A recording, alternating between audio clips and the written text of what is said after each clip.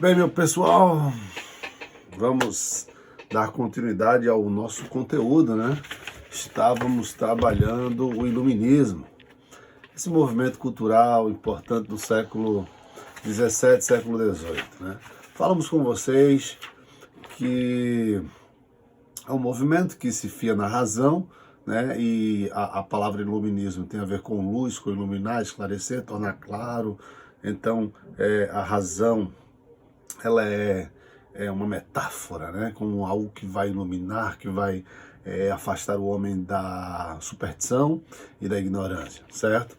Falamos que é um movimento cultural que ocorre na Europa e depois se espalha pelo mundo, causando impactos na América Latina, na América do Norte, em vários outros lugares, sim, afetando os rumos da história.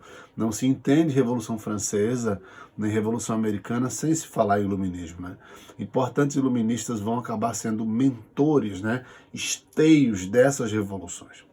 Ok? Então, continuando, falamos de Descartes, falamos de Locke, vocês devem ter estudado liberalismo econômico com a outra professora, e hoje vamos dar uma olhadinha em como essas ideias do iluminismo elas se difundiram na Europa e pelo mundo. Importante que um dos meios de você trocar ideias e dessas ideias elas se difundirem é na universidade, né, nas faculdades tal, europeias. Só que não só, tá? Nesse momento aqui, no século XVIII, você vai ter alguns salões, né, dos nobres que vão se reunir para debater, trocar uma conversa, e ali eles entram em contato com a literatura, né, os livros, algum folheto, que vão abordar alguns desses princípios iluministas que vão colocar em xeque o antigo regime, esses antigos valores de absolutismo, de mercantilismo e entre outros valores daquela época, certo? Uma curiosidade, uma bebida, né, que vai chegar e vai mudar a história da humanidade, vai acabar sendo o combustível do iluminismo. Que bebida? O café, meus queridos, isso mesmo, the coffee.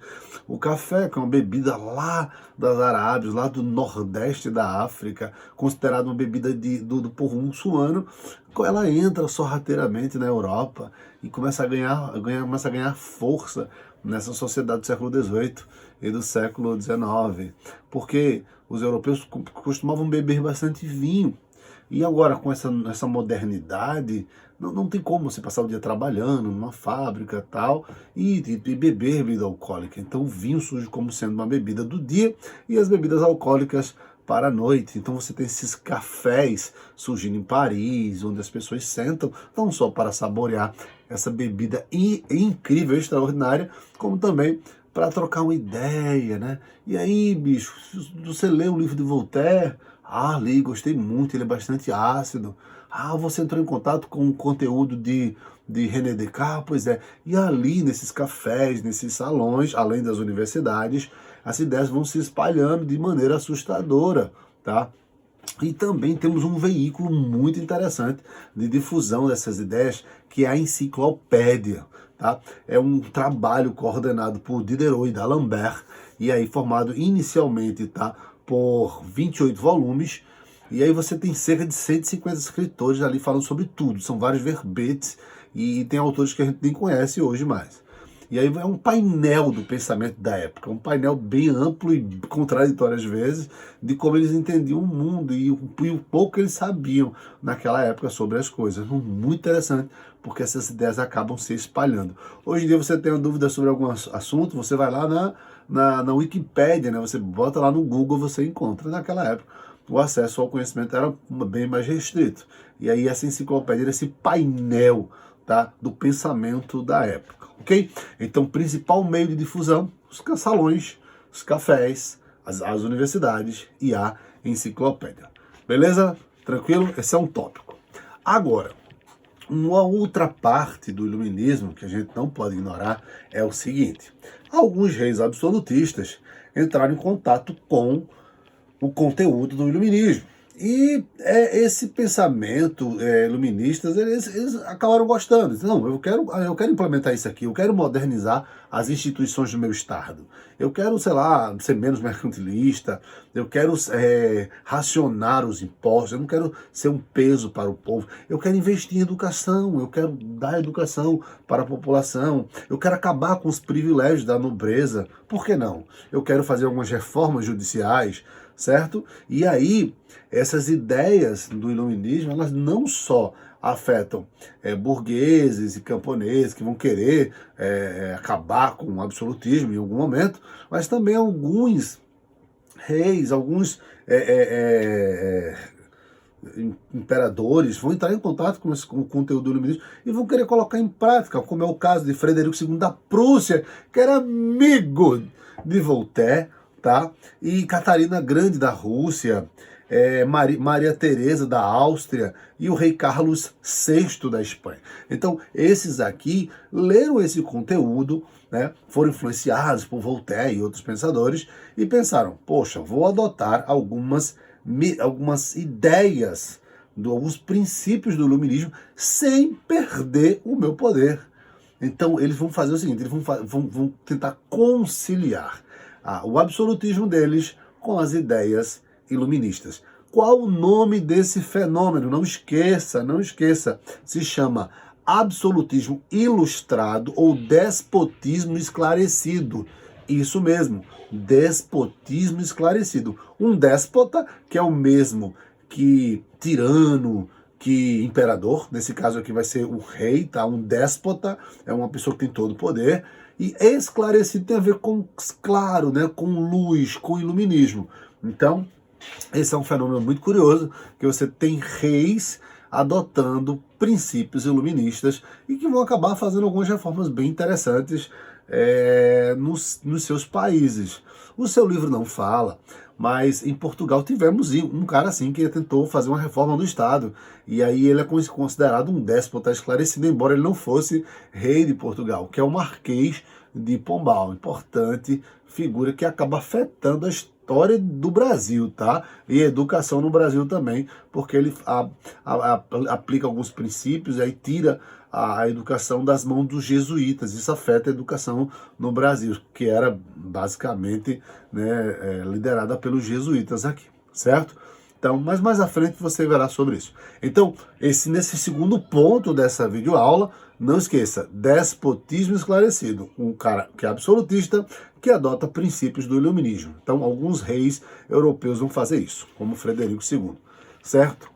E para finalizar essa nossa abordagem do final do capítulo 3, nós temos a Revolução Científica, sim, porque paralelo ao iluminismo, antes mesmo do iluminismo, paralelo a ele e um pouco depois, o mundo vai passar por uma grande revolução científica, tá?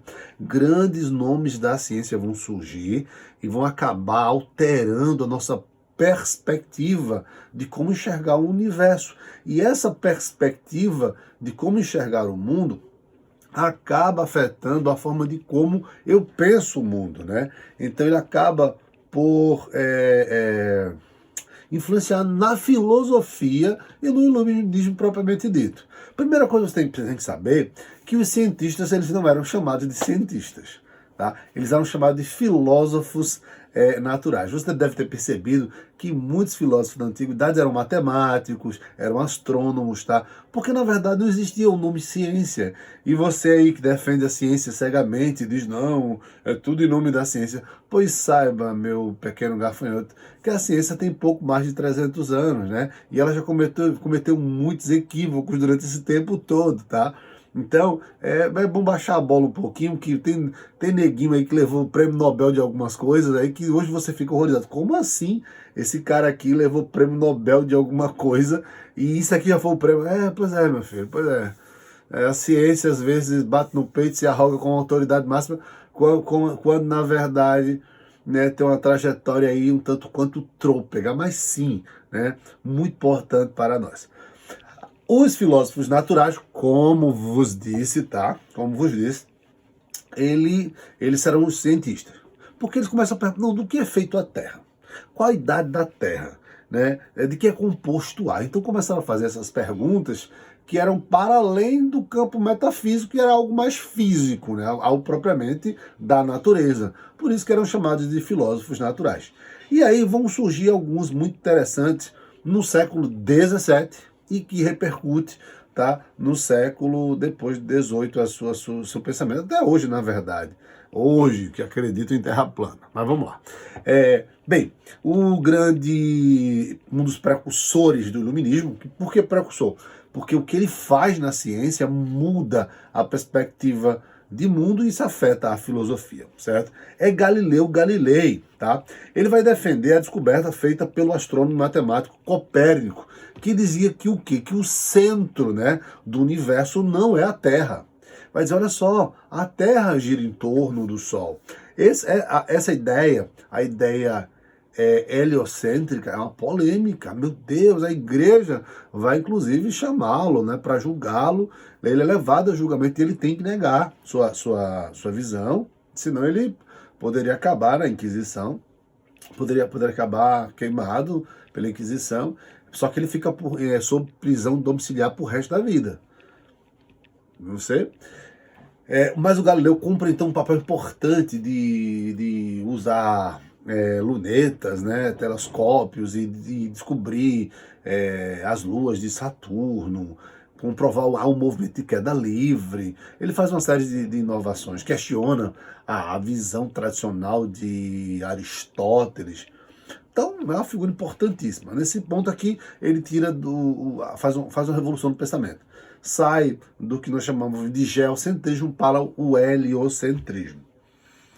Outro carinha que é um dos precursores do iluminismo, que vai mudar muito o pensamento, século XVII e o começo do século XVIII, é o Isaac Newton. Ele que vai defender, tá? Vai descobrir a lei da gravidade. É engraçado que ao descobrir as leis que regem o universo, as pessoas passam a enxergar o mundo como se fosse um relógio, né? Olha, tem as leis, é como se fosse um relógio. Você dá a corda, funciona tudo harmonicamente e aí segue esses princípios. E aí alguns dizem, gente, então não precisa de Deus? O mundo é movido por leis, né, cegas e né, mecânicas, então para que Deus? Outros vão questionar a possibilidade do milagre. Então não pode existir um milagre, já que Deus fez tudo baseado em lógicas, em leis. Então Deus quebraria a própria lei. E aí começam as polêmicas em cima das ideias de Newton, né? Newton era cristão e não quis chegar a isso, mas ele aí cria suas leis e sua visão sobre a ciência. Sua visão tornou a ciência muito mais precisa e matemática e ocasionou uma revolução no pensamento. Por isso que ele é um dos precursores das ciências e da filosofia também. Certo, e isso acabou gerando, mais à frente vocês devem saber, a Revolução Industrial, que já estudamos, certo? Bem, além de Galileu, além de Isaac Newton, são os grandes cientistas aí, tá? Tivemos também vários outras descobertas científicas. Tivemos a taxonomia de Linneu. Linneu, você nem sabe nem eu, na verdade é Carlos Linneu, ele é um sueco, ele cria então a taxonomia, que é uma ciência que vai buscar identificar, denominar e classificar os animais, certo? Vai criar grupos, subgrupos, e é graças a eles que a gente sabe que cada espécie ele é formado por dois nomes. O nome científico, por exemplo, do gato é Felis catus, então é sempre um par de nomes em latim. Além de Linneu, da taxonomia, temos também as descobertas de alguns gases, como o hidrogênio, a descoberta do gás carbônico, tá? Por Herschel, e também a construção do telescópio. Então tivemos uma série de descobertas relevantes. E aí também, talvez uma das maiores descobertas da química, foi a explicação de como ocorria a combustão, que pertence a Antoine Lavoisier, aquele que dizia que na natureza nada se perde, né? Nada se cria, nada se perde, tudo se transforma. Antoine Lavoisier, que tem um final trágico, ele morreu, mas ele morreu guilhotinado na Revolução Francesa. Ele é o pai da química moderna. Pois é, o pai sem cabeça, mas sim, da química moderna.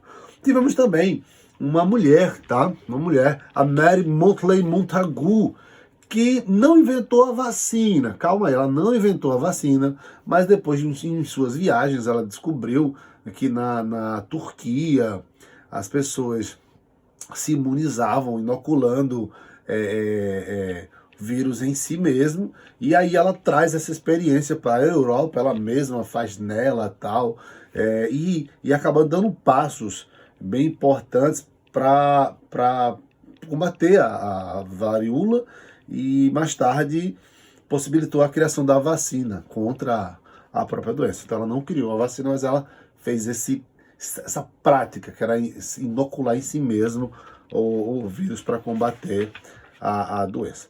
Com isso, gente, a gente termina esse capítulo. Espero que vocês tenham tido uma visão bem geral, bem ampla, desses pensadores, desses cientistas que acabaram transformando o mundo e de como enxergar o mundo, e que possibilitou uma série de transformações, uma série de questionamentos. Começaram a questionar o poder, né, a propriedade, começaram a levantar bandeiras como liberdade, igualdade, e tudo isso vai resultar, como falei para vocês, em Revolução Americana, em Revolução Francesa, nas independências dos países aqui da América Latina. Então, assunto indispensável para entender o mundo moderno e contemporâneo.